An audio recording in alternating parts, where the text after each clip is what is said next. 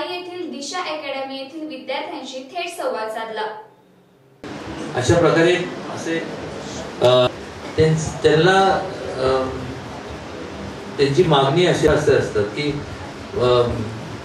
लोक डिग्री किंवा ते क्वालिफाईड असतात, पण त्याच्याबरोबर त्यांचं त्या ह्याच्यात ते स्किल तेवढं डेव्हलप, त्यामुळे ते आजच्या मितीला तितकंच महत्त्वाचं आहे। शिवाजी युनिव्हर्सिटीचं आपल्याकडं केंद्र हे मागच आपण मंजूर केलेलं आहे। आचारसंहिता आता म्हणजे निवडणुका संपल्यानंतर त्या उपकेंद्राला आपण सुरुवात करणार आणि ज्या डॉक्टर बुधाजीराव मुळीकरांच्या बरोबर अनेक वर्षापासून त्यांच्या मार्गदर्शनाखाली मी काम करतोय। अत्यंत बऱ्याच वेळेस हा देश आहे, हा कृषी प्रधान देश आहे।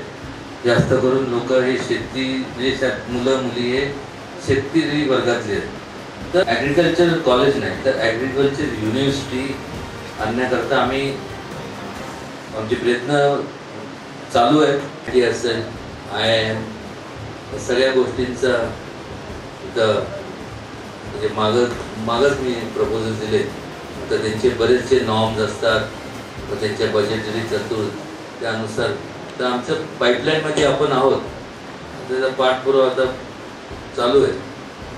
पण हे जरी असलं तर तुम्ही थोडासा विचार केला पाहिजे की मस्त तुम्हाला सगळ्या डिग्रीज मिळतील, तुम्हाला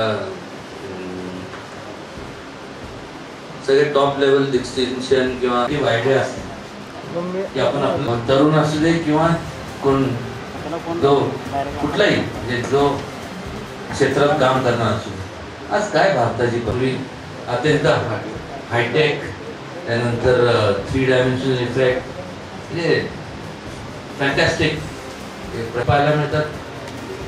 GST, रेरा, कुठले कायदे, नोटाबंदी, काय मिळालं काय म्हणजे मला समजत नाही। म्हणजे प्रगतीच्या मार्गाने जाण्यापेक्षा चालला होता तो आता अधोगतीच्या मार्गाने त्या दिशेने वाटचाल। सर त्यांनाच एक प्रश्न विचारतो एज्युकेशनच्या बाबतीत, काय सर एज्युकेशन बाबतीत जे धोरण आहे ते पोषक आहे का वाटते तुम्हाला सर?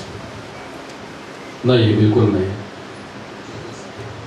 अहो आज ते मी सांगतो तुम्हाला,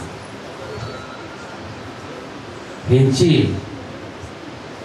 चालवतात आहे कारण की तुम्हाला ते आधीमध्ये त्यांना त्यांची नैतिकता म्हणून, उद्या सांगतोय तुम्हाला ही ह्यांचीच अवस्था नाही, सगळ्या प्रायव्हेट संस्थांची आहे। उद्या कालांतराने जर आर्थिक ताळमेळ जमला नाही, जवळपास तुम्हाला अशी लांब लचक पाहिजे थोडी अशी यादी आहे, सगळे विक्रीला काढलेले सगळे प्रायव्हेट इन्स्टिट्यूशन। काय सर चुकीचं बोलतोय का मला सांगा? एकदम करेक्ट, राईट। 18% GST आता एज्युकेशनवर आहे, तर सगळा भाग हा ॲक्च्युली स्टुडंट्स आणि पालकांवर डिरेक्टली। आज तुमचं शिक्षण पूर्ण होईल का नाही याची शाश्वती नाही, आणि त्यामुळे तुम्ही आत्ताच विचार करा। मी 10 वेळा ह्या लोकांना सांगितलंय, म्हणलं ठीक आहे माणसं आहेत, चुकतात, तुम्ही घेतले निर्णय चुकीचे असेल तर घ्या ना माघार, धाडस दाखवा। पण समर्थन एवढं करता की जर आपण सांगितलं की हे चुकीचं आहे, आम्ही चुकीचे निर्णय आमच्याकडनं झाले, तर लोक आम्हाला जुगारून टाकतील, म्हणून नुसतं आपलं ग्लॅमरस काहीतरी कॅम्पेन हे ते करायचं। पण किती दिवस, कधीतरी फुगा फुटतोच, आणि मग त्यामुळे वेळ सावध घातला तरच आपली इकॉनॉमी वाचणार आहे, तरच तुमचं भवितव्य तारणार आहे। नाहीतर तुम्हाला सांगतो एक भारत हा देश म्हणून संपणार आहे। हे तारण्याचं काम तुम्ही लोकांना करायचं आहे आणि तारण्याचं काम तुम्ही लोक करणार आहे, एवढं सांगण्याकरता मी या ठिकाणी